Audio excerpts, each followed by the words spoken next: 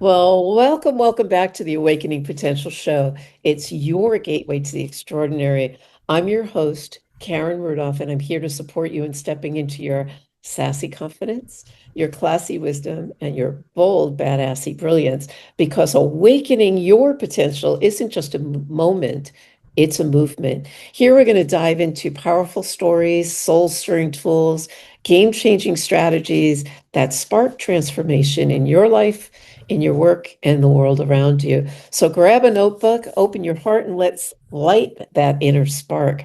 I'm so excited to introduce my guest today. He embodies the journey of creativity for sure. My guest, Rico Monaco. Rico is a professional 24/7 musician, guitarist, songwriter, producer, band leader for Rico Monaco bands and Rico Monaco with Tito Puente. Oh my God, he's been one of my heartthrobs for years and years. We'll talk about that. He's a guitar instructor, and after teaching music for 25 years, that's a long time, he's created the Rickman Music School, which he owns, and he has performed globally, and his band has won so many awards. And I could go on and on and on, but let me introduce you and welcome Rico Monaco. Thank you so much for taking the time and energy to be here with us today. I'm so excited to have you on. Thank you for having me. I'm happy to be here. Ah, Thank you. I have heard, I did listen to your music, and I have to say I was so enamored. I'm a music fan. I think it runs in my family. As you know, my brother and my brother introduced us. We grew up with music growing Yeah. up. And, I almost hate saying it with tongue in cheek, but my dad used to wake us up every Sunday to the fife and bugle chord. And that was the only thing. It was like, oh, talk about col- shock Yeah. on Yeah. Sunday mornings when you think you're sleeping in. Yeah. But anyway, I did started my appreciation in music with certainly with classical music, but jazz and blues. And so I just love it. So I totally, when I heard my brother talk about you, I just really love your music as well. I can't wait to come and Thank you. dance around it. I will be there, I promise. But tell me your journey before you get to where you are today and everything you've become. Like when you were a child, was your family involved with music? Were you involved with music? Or Yeah. Well, I was born in Connecticut, grew up in Shelton, Connecticut. But my grandfather, all my grandparents were from Italia, from Italy. And my father's father, Giuseppe Monaco, was an opera singer. oh, Wasn't famous, but when he immigrated during World War One, he was, I guess, given an opportunity. That maybe they said, "Look, if you want to become a citizen, if you'll fight for America over in France, we'll give you your citizenship." So he was unfortunately gassed over in France, fighting for America. So he came back, and they were all—it's all Ellis Island. They all came through Ellis Island, New York City, and he continued his career, but he ended up unfortunately living in a veterans hospital the last 35 years of his life because of his injuries, mainly from the mustard gas. He was gassed, and probably shell shock. But I have that history, and he did perform at the Metropolitan Opera House with Caruso. He was in the choir, and he did other productions as a lead for Pagliacci and other famous operas. Uh, but my father was really a connection to music because he became a trumpet player. And growing up in the Bronx, New York during the 1930s and 40s, swing and jazz was everywhere. So he got to see, the Dorsey brothers, of course, Sinatra, Chick Webb. He loved Artie Shaw. So my dad became an engineer, even though he played trumpet, and he could swing dance like almost like a professional, probably because he went out all the time when he was young. So we had music. He always had the best hi-fi system he could buy. He became an engineer. I had four older siblings, and the music was cranking in my house. His music, so it was jazz and swing, and of course that was his music. But when you're young, you're conditioned when you're listening to music. So that grew on me. Then my older siblings listening to all the rock and roll from the 50s and the early 60s had a big effect on me. And, I wanted to play from when I can remember. I can't even explain, like most people. We can discuss how music makes us feel. And for musicians, why we took it as far as, the crazy notion that I'm going to make it my life and try and make a living doing it. Right, right. So, when I heard Chuck Berry when I was very young, that was, for a guitar player. But I started, my parents, and I just did a short video short, like people are doing, about being a 24/7 musician. And I discussed briefly in a minute and a half my journey. So some of this is fresh on my mind. But I got a plastic toy guitar. There's a picture of me and my brother. He's playing a snare drum. I was 4 or 5. And then 7, I got an acoustic nylon string guitar from Spain. My parents went to the Canary Islands and brought this back. And then when I was 10, I started organ lessons, got an electric guitar when I was 13, and that was it. And I was pretty good in school, but music took over. And I immediately formed a band. I was that kind of organizational person. I loved the team, And so that helped. And I studied, but I did a lot of it on my own. I wanted to do it my own way. We moved to Florida when I was still in high school, and I immediately started a band. By the time I got out of high school, we were pretty good and fairly well known in our area, in the St. Lucie area, and we got a deal with Barry White's manager. You remember Barry White, the R&B singer? Yeah. And so he flew us out to L.A. and we recorded in North Hollywood and hung out with Barry White and Jermaine Jackson and all these famous studio musicians when I was 20. And we put out a record, and and then I moved back up north, lived in Manhattan, played with great musicians, studied, worked with a big producer from Connecticut named Paul Lecca, who discovered REO Speedwagon and Harry Chapin, and I learned a lot from him and studied and played in the city, and moved back to Florida. Started my band, which is kind of a mix of Latin and rock. It's more, it's a rock, similar to Santana, but it's my way. I love so many different styles. I mix them. And I write and do reimagined versions of other people's songs that I've released. You could hear a lot of it I'm on all music platforms. And the band, when I came to Orlando, really started to take off a little bit. And I connected with Tito Puente Jr. Yeah. The year after his dad died, and we headlined Epcot for New Year's Eve at Disney World. And then we went to Paris and played the Mundo Latino Festival. 15,000 people showed up to see Tito's son. That's how revered he is over there. And so that led to recording with Tito and doing more shows on our own, and with him we've been all over. And then my band won a national battle of the bands that Hard Rock Cafe and Cabo Wabo Tequila sponsored. And Cabo Wabo Tequila is owned by Sammy Hagar, former lead singer of Van Halen, very famous in his own right. And we went. He flew us down there, his company, and into his club called Cabo Wabo Cantina, and we performed. And I invited him on stage, and he got on stage with us, and then he invited me to play with him and the bass player from Van Halen, I'm a big Van Halen fan, along with all types of music. But that relationship has continued, and we've opened a lot of shows for him. He's invited me on stage in Mexico and Florida and Chicago.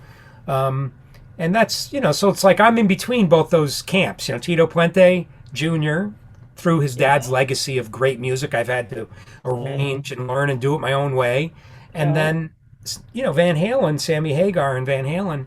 And so I've been in Orlando since. I've been teaching for over 30 years now. I started the music school so that I can continue to pursue my goal of being an artist, not just, unfortunately today tribute bands are getting, which is great. There's a place for them, but it's really taken over the middle of the business. There's people, it's nostalgia, and I understand it, but hopefully people will come back to want to hear, some originality and some true artistic value. Yes, exactly. So anyway, I'm still here doing that, and we got shows. I got a big show coming up in Tampa. We just headlined my band, Epcot Center's Garden Rock series in March, and I have great musicians in my band. I've been fortunate A lot of my band members are Latino, but it's a mix. We're a fusion of styles: rock, jazz, world. And the drummer that plays with me often is Mark Anthony's main percussionist, Jesse Caraballo, and a lot of the musicians, they play with famous people, or they've gone on from my band to play with Ricky Martin and all these Latin artists, and even a bass player that's in Nashville now that played with me when he was 19, 20. He's playing with Lee Brice, a big country artist. That really makes me happy. Of course, I want to do the best I can, but I feel like a launching pad. But I feel your passion through your conversation, which yeah, I didn't mean to I over talk there, but I was trying to give you. no no And no so no I'm no. here still putting out music, and But that's passion. That to me is what it's all about. Because for me, music is healing. It's my go-to for healing. And there are absolutely different genres for different, I mean, when I'm in the bathtub, I'm not going to be listening to, right. but I've always loved music, as I said. But I Mm, have to imagine being in that industry and not knowing what I don't know about it, honestly, Rico. It's got to have been somewhat of a roller coaster ride, to say the least. I mean, you've had these highs with amazing people, but I've got to imagine there's got to be a lot of lows in it also. of course, yeah, yeah, Yeah. absolutely. So, what would you say was your biggest lesson on this journey? Wow, there's there's so many. So I would say, obviously, persistence Hmm. in consistency, persistence, and being willing to change as an artist. That's hard to do, Yeah. especially when you have certain amount of success, and then you know everything goes in cycles, right? So you have to reinvent yourself. Look at We Yeah. could have never done something like this 10 years ago or 15 years ago. So Yeah. what we're doing right now, we're all learning this, especially as people that are a little older, right? It's new to us. So it's the adapting to the changing environment, but staying true to your artistic integrity and value. Absolutely. That's a challenge. That's a challenge. Um, but that's what I say. What I think I've learned is, instead of, because I have friends who tell me, man, you need to write a song that the young kids are gonna, you need to. They're hyperventilating because they know I'm somewhat talented and done some things. Yeah. They want to see me have major success and all of that beyond what I've done. And I'm like, yeah, I understand. Yeah, why don't you join you could easily play in one of these classic rock famous bands and this and that. And it's like they think it's easy for me to just call up one of these guys and say, hey, I want to play guitar. And they don't realize that, yeah, I'm pretty good, but they have 10 or 20 people in line. Yeah.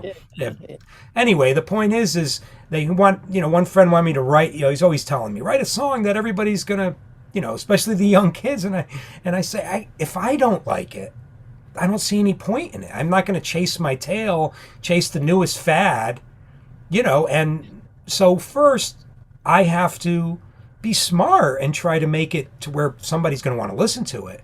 But I have to Mhm. please myself first, Always. because if I don't like it, then what's the point? This is supposed to be art, and I could Yeah. be a lot. It's a never-ending journey of improving. You got to keep improving your skill set and Uh-huh. learn the new technology to try and compete a little bit.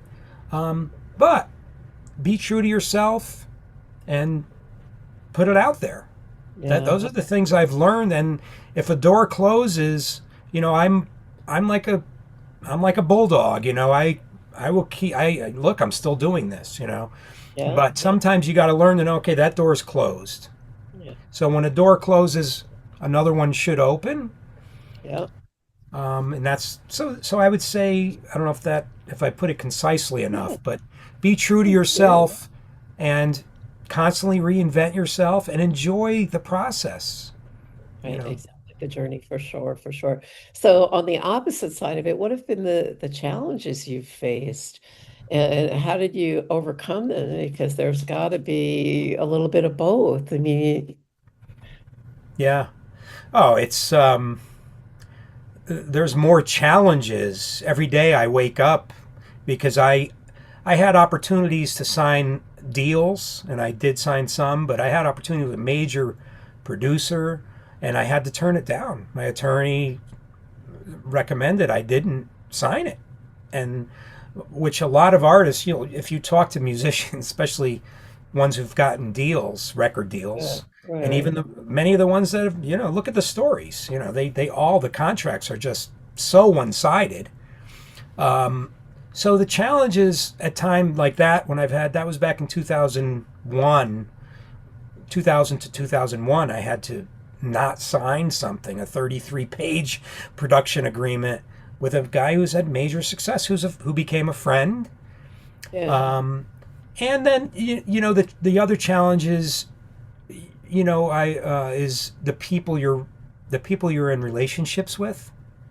They may not understand what this entails and why you're doing it.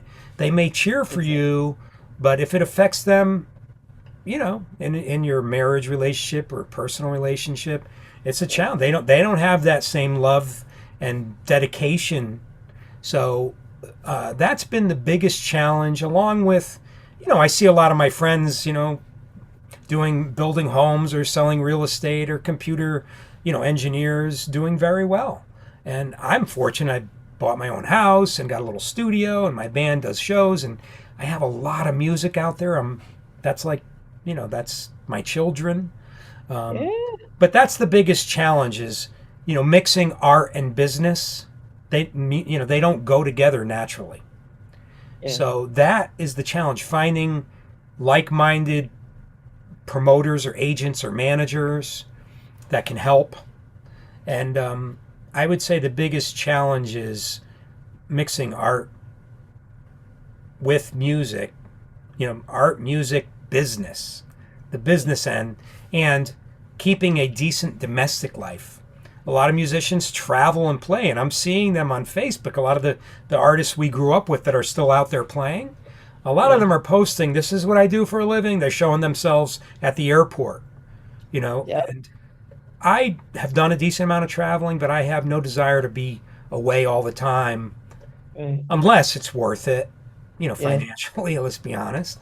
Yeah, Because absolutely. I value my time with my family and my Right. dog, my wife, Absolutely. So you've traveled the world. Where's your favorite place? And what was the experience? Well, my family's all from Italia, from Italy, and Right. that's my favorite place. I hope to spend more time there. I did a concert there. It'll be 2 years ago, September 7th, in my grandfather's hometown, the opera Oh, singer in the piazza. And I put out a documentary. It's not the highest quality sound, but I put it out. So that's my favorite place, the Amalfi Coast of Italy and all of Italy. But, when I was in Paris and I drove all the way from Paris to the French Riviera, that's beautiful. I went to Japan last year. I want to go back there. Even when we used to travel, I moved to Florida and my band used to travel and play all these little towns in Florida, but Georgia, Alabama, Mississippi. And to me, the most out of the way town is just as interesting as the big cities. I mean, the people, the culture, their love of music, love it. sharing some joy. And for me, music is about celebrating life. Really, ultimately, that's what Yes. see how you enjoy it. Oh So, gosh. Yes. so yeah, I would say, and I lived in I love New York City, but Yeah. Italy is, Yeah. Well, that's on my list. That's on my list. I was supposed to go last year. It didn't happen, and I was very saddened by it. But I had a major accident as well, and I'm sorry to so hear it's that. still on me. Well, hey, I'm walking. I was told that my chances of walking were slim to none. So I'm like, watch me. Yeah. Don't I can't do something kind of thing. But, yeah, yeah. But I'm sharing this little fantasy I've had for years and years, and it's around me. I love to dance. And I had this notion in my head that because I've done quite a bit of extensive traveling myself, I noticed that culturally there's so many different dances that brings the music inspires them to get up and move their body, which is Of very course. healing in and of itself. And there's so many cultural connections through music that I want to travel the world just to hear the music and the dance at different. Oh And yeah, it's like, oh, Kara, maybe not this lifetime, but next for sure. I don't know, but that's been on my heart for a long time. And if I'm going to do it, I have to do it sooner than later. But what's yeah. what's the pivotal moment that awakened your potential? You know, I could go way back in my mind. Like I said, I Chuck Berry. Hearing him, but there, it seemed impossible. Like, how do you, first of all, develop skills? You know, but how do you end up on stage? How do you? I'm sorry, my phone's ringing. How do you end up on stage? How do you put records out? So I would say one. There's. I hate to say this, there's a few. But hearing Chuck Berry and being influenced by not just him, but all the other music that my older siblings were listening to and my father. So Right. you see what it does to them, and then it affects you, Sure. and you want to entertain, especially being the youngest. They say a lot of the youngest are entertainers. And being from the Naples area of Italy, there's a lot of musicians, a lot of artists. So I guess maybe that, and my grandfather was an opera singer. So those are all pivotal, but I won a battle of the bands when I was 15. When we first moved to Florida, I'd only been here a month, and it was like a football game. It was high schools against the different bands Yeah. from different high schools. Right. Right. That was very pivotal in Fort Pierce, Florida.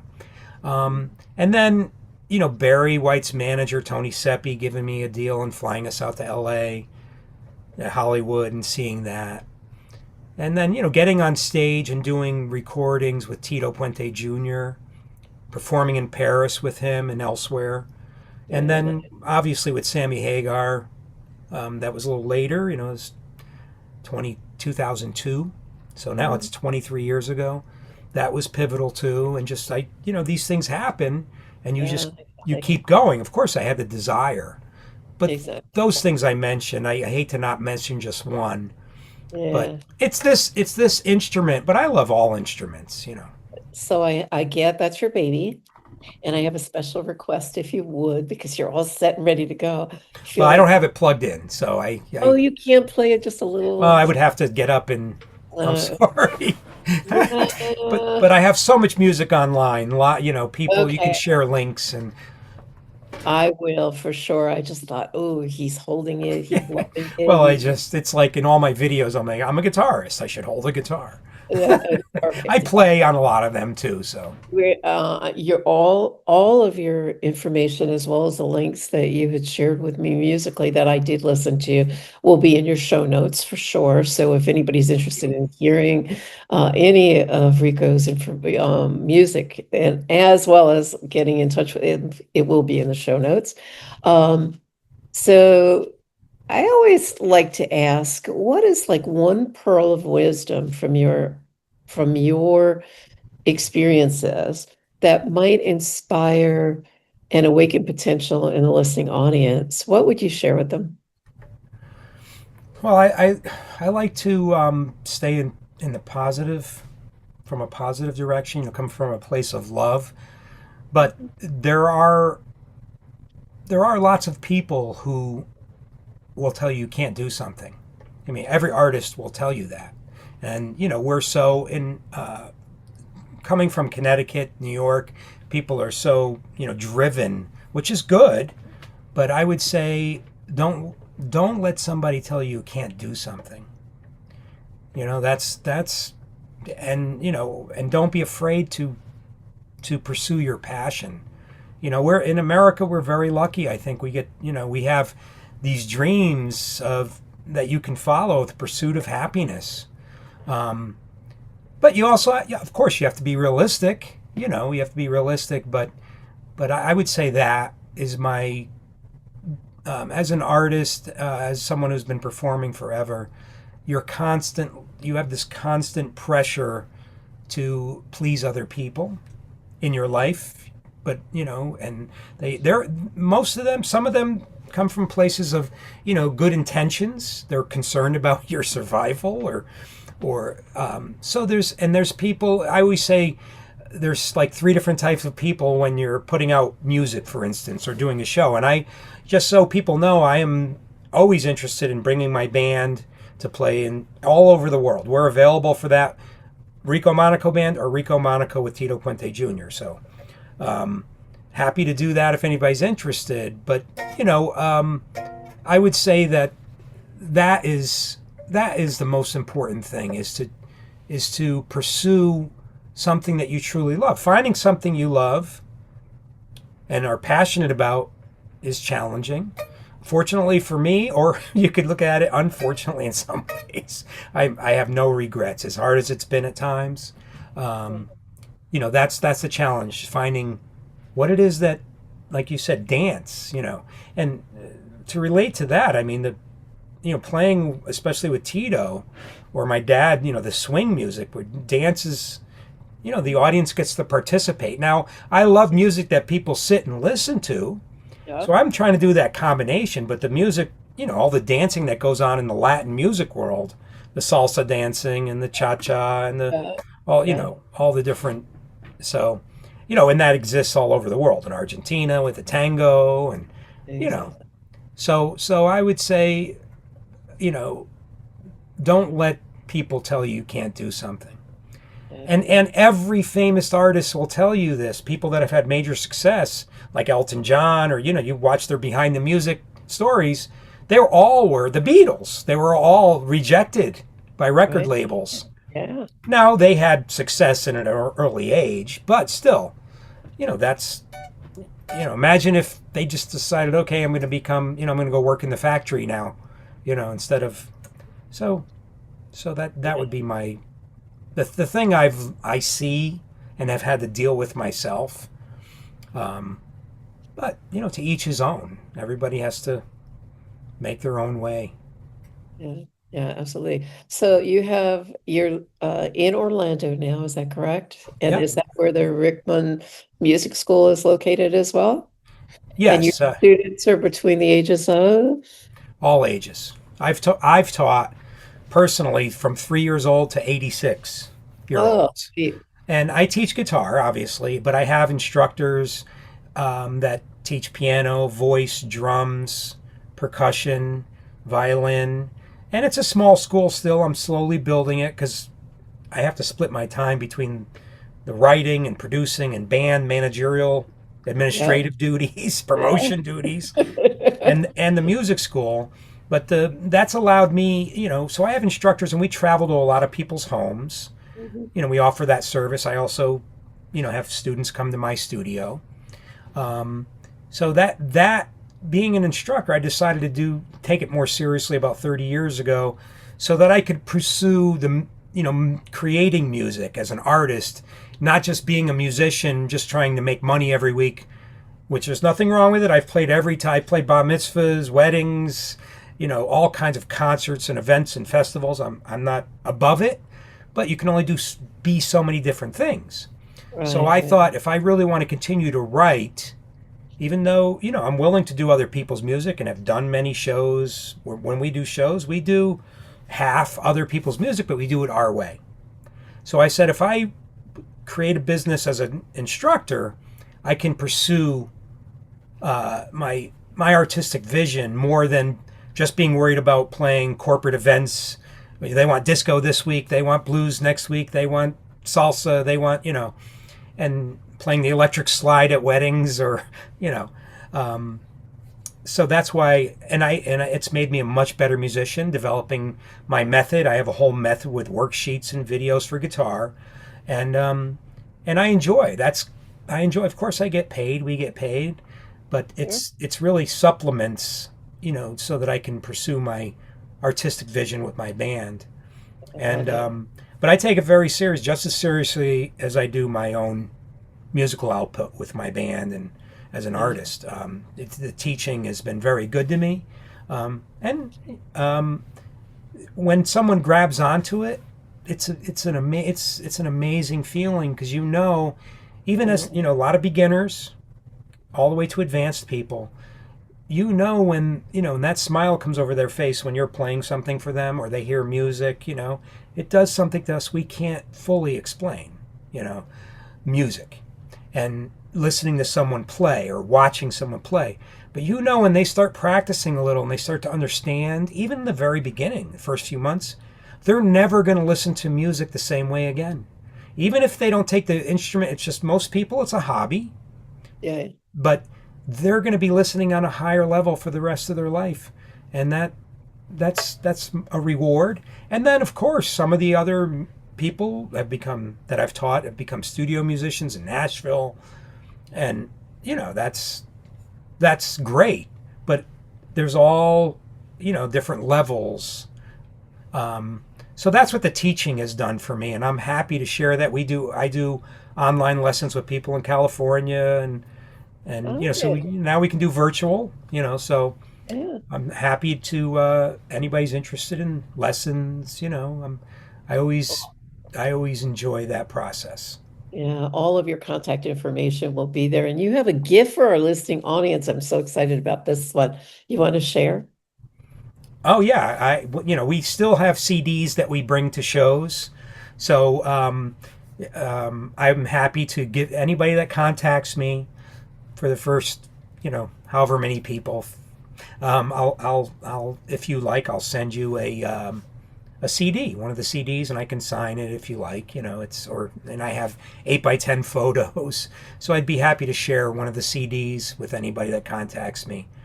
It mentions awakening Yeah, and they potential. have to mention Awakening Potential with That's Karen Rudolph. They have to mention how that. you find out. Yeah, so you can contact me. I think you're going to share my websites and All of it. It will all email, be so showed in the show. I'm happy to do that. I really appreciate you. You know, just look. It's for me. If one person, when I get someone posts and says, "Oh, this song, I love this song," or "That was a great performance," or then to me that's victory. It's Yeah. and it's why I do it. Besides, Yeah. pleasing my inner soul. So what's your vision for the future? Um, to play more shows, put out more music, teach more people, develop that as much as God is willing to help me, and he helps those that help themselves. That's the way I look at it, and try and spread joy as much as I can. Um, and I feel like I've been given more than I never knew I was going to play with these different people and have all this music out there. So I feel blessed if it ended today, which I don't want it to. But I hope to continue, and because it's been a roller coaster, I hope to build it back up again. Back to where where you got more momentum. I think this. When someone has some kind of success, whatever it is, it only makes them want more. It's like, Exactly. like when a team wins the championship, the Super Bowl or the World Series or the Stanley Cup, they don't go, okay, I'm glad we won it. We don't care what happens next year. No, they wake up the next day and go, okay, let's celebrate for one day. How are we gonna win it this year? Exactly. So Exactly. it's a thirst, a hunger, a passion Yeah. to keep going. And I've adjusted along the way somewhat.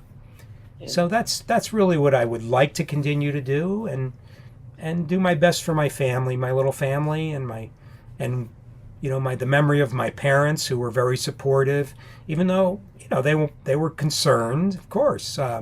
But my grandfather and my friends who support me, the family. There's been so many people, the Yeah. musicians that have performed and recorded with me, the family members, family members of musicians that worked with me who have been supportive and helpful through the years. An Yeah. artist needs lots of people. As much as I'm independent, I can't do it by myself. No, You know, none of I, us can. Yeah. and so as far as it'll go, I'll take it. I'm ready. I know I Fair can do enough. it, but you Fair enough. I tell people, forever all the amazing famous artists I've met, in my opinion, there's 10,000, 100,000 people just as talented.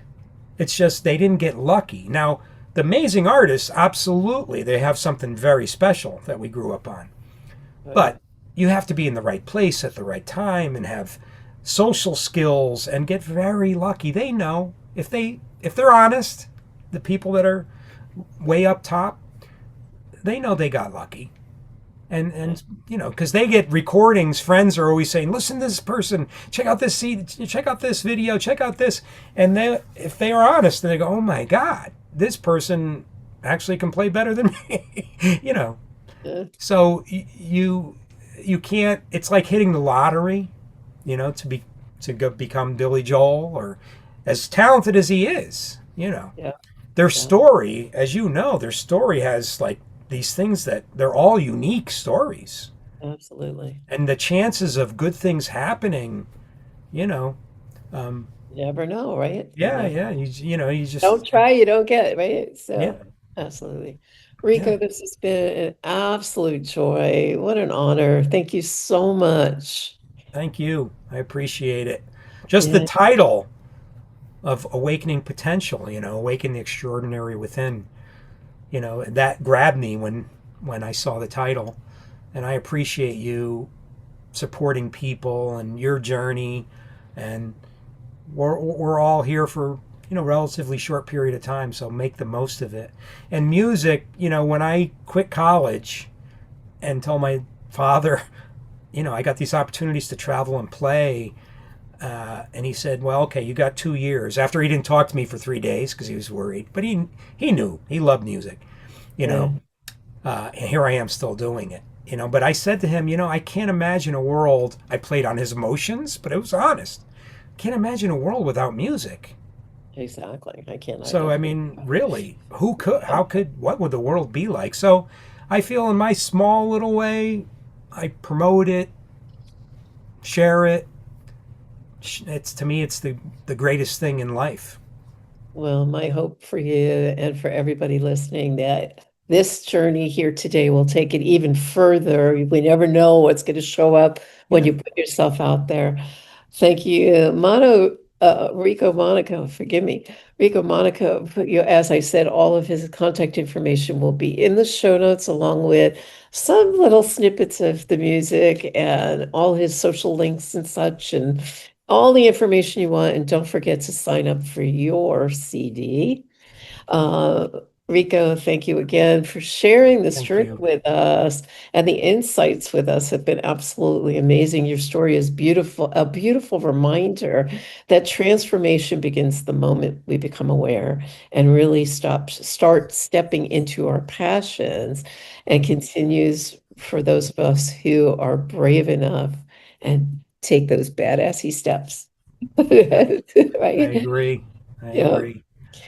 And for our listeners, thank you for being here today. And remember, the bridge from ordinary to extraordinary is built with small steps of change and big leaps of faith. So you're more powerful than you know. Keep showing up, keep rising, and keep awakening your potential. And if today's episode sparks something inside of you, let's explore it together. Reach out, DM. You'll get me when you DM Rico as well. And I can't speak Sure. for him, but you'll definitely get me for sure. If you put the word awaken in there, I will definitely be awakening more of our potential together because we grow together. So until next time, stay sassy, stay classy, and keep being your bold, assy self. Bye for now.